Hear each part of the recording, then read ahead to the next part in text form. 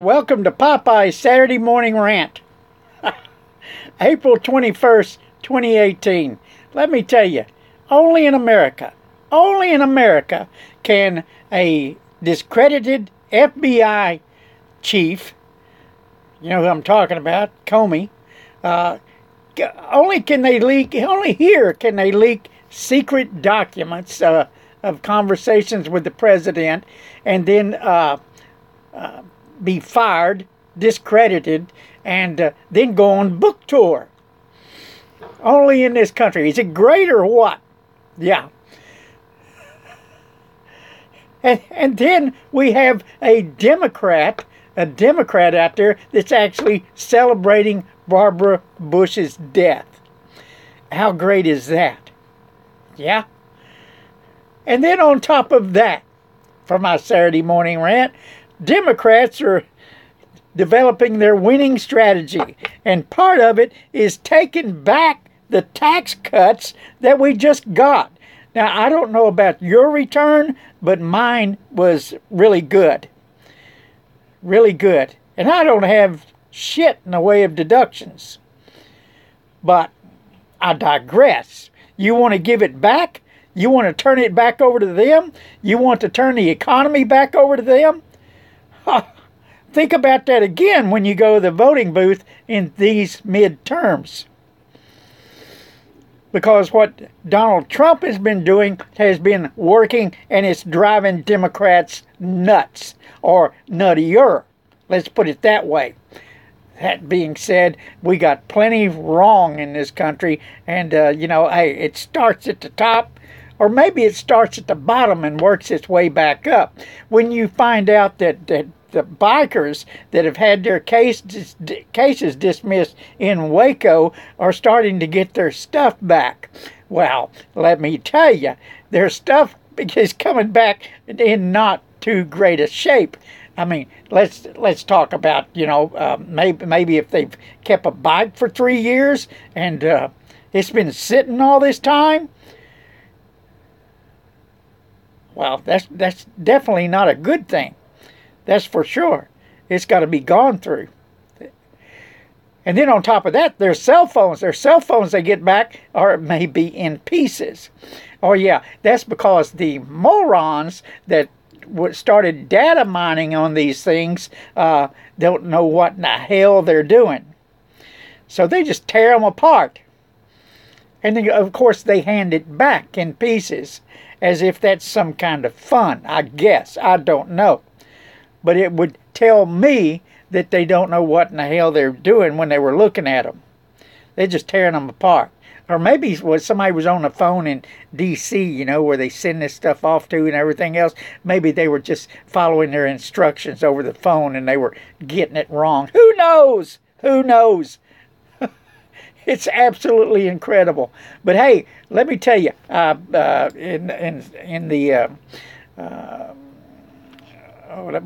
the Scatter Shooting Saturday, a piece where I just write about anything that pops to my head, and sometimes that's some wacky stuff.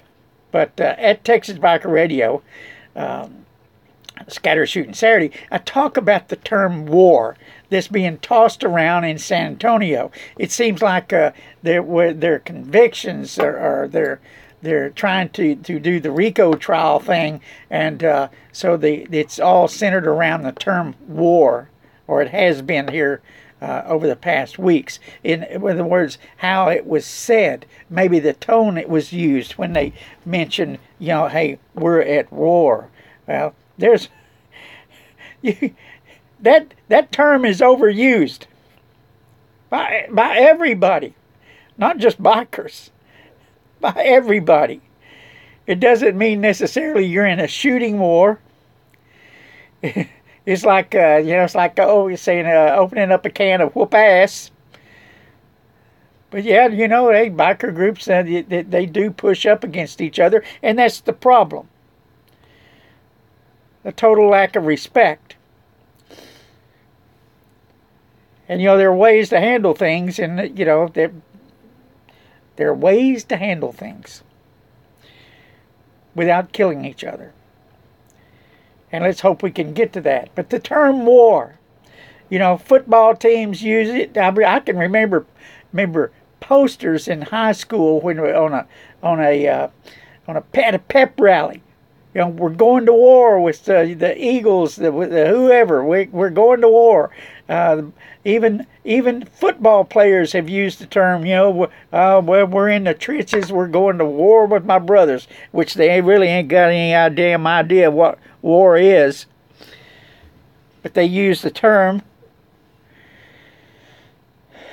So I mean, it's incredible. It is incredible because, we have the war against crime, the war against cancer, the war against drugs, the war against ISIS. Just saying you're at war doesn't mean you're at war.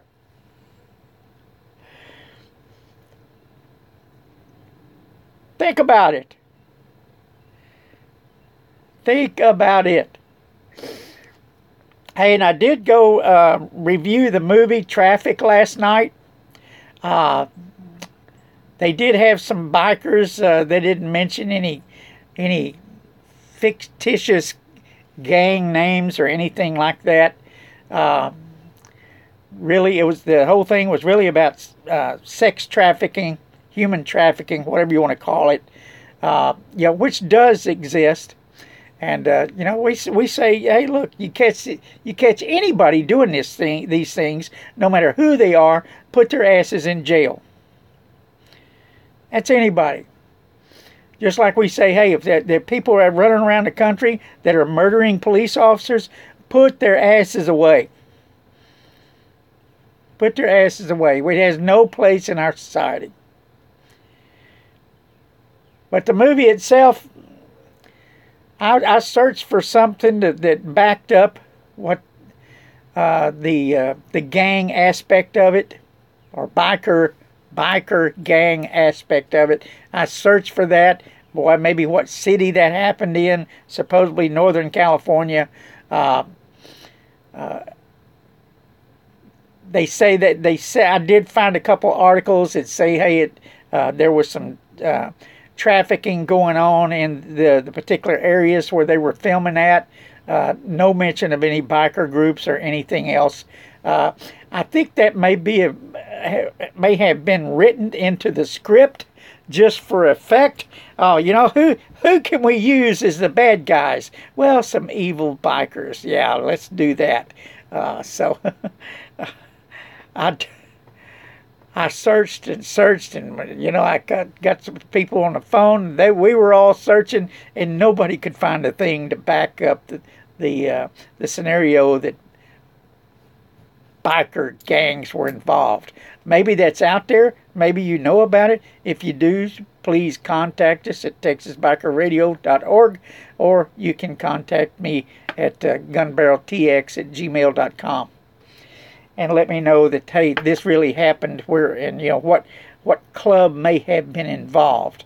But as of right now, I cannot find it. We looked late into the night searching for where this happened and what biker group was behind this. And as it turns out, what they didn't mention in the write-up was that the whole thing was led by a county sheriff. Oh yeah, they left out the law enforcement part in the description of what the movie was about.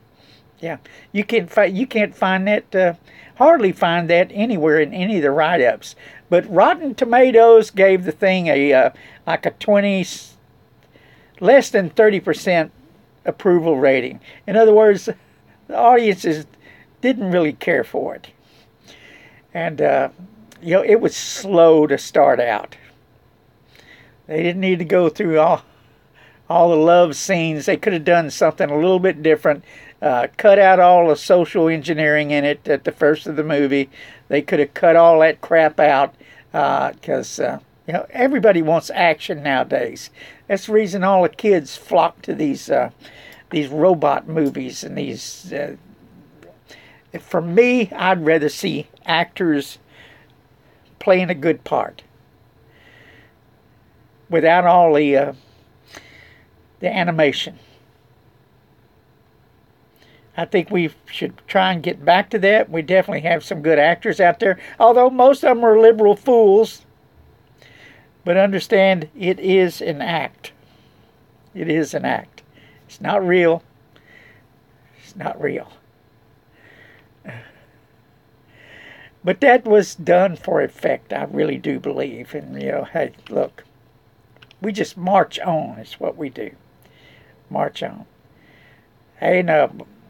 Can't wait for the meeting between Judge Struthers, Judge Johnson, and all the bikers. Figure out what that's all about, what they come up with, because they are surely in a ship that's lost its steering, and that's not the fault of bikers. And the DA's office is in a disarray. Thank us very much. Which they deserve. It's not our fault that they decided to take the path that they're on, and that's the same thing going on in San Antonio. If those guys are guilty of crimes, convict them for those crimes. Cut all the messing around with the RICO charges that are overused by the FBI. Generally, I see the FBI when they really don't have a strong case, they go RICO. But a lot of the information coming out of San Antonio is, they're not releasing all that much. They're not releasing all that much. And you know what? Nobody's really following it outside of a few bikers. That's it. And maybe the people, well, wait a minute. The people in Waco aren't down there anymore. They lost their budget. That's right. Thank us again. Everybody have a great day. I'm going to have breakfast with my dad. That's what I'm doing down here. Catch you on the next rant. Have a great day. Ride safe, everybody. Ride safe. Bye-bye.